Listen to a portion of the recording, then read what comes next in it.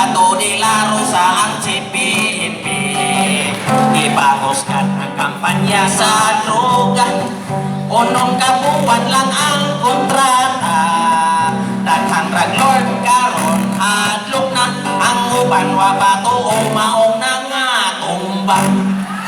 General Talenyo ang among arte. Gikan kini sa PNP. Ni order dayon sa mga hebe. O plantukhang pangusgan ngayon kini. Sa kampanya sa illegal nga droga. Dugol barel kon magmagahi pa.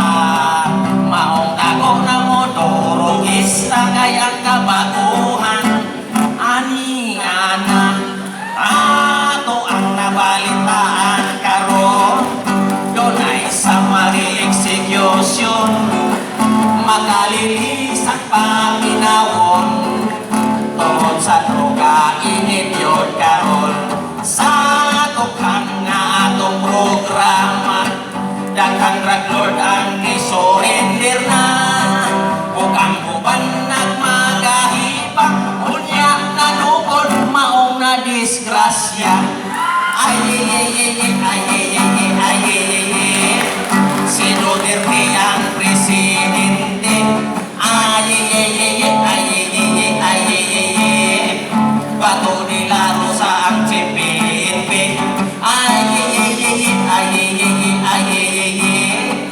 Puro gayon mga Bisaya kini. Daghang drug lord karon hadlok na. Ang uban kanila isurrender na. Daghan gayon ang gahi o ulo. Nagpatuko nga isurrender ang tonto. Sa police station anong pa kono. Aron ang iyang ngalan malimpyo. Pag-uli may balik sa bisyo. Ang pulis ra ang iyang gitonto. Pag-monitor na sa panyo siya. Nisukol sa baybas maong nangatumba.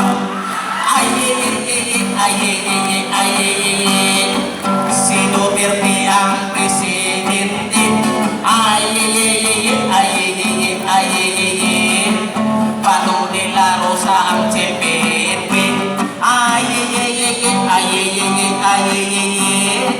Puro gayon mga Bisaya kini. Daghang drug lord karon hadlok na. Ang uban kanila isurrender na. According to our president, Philippines must be a drug-free country.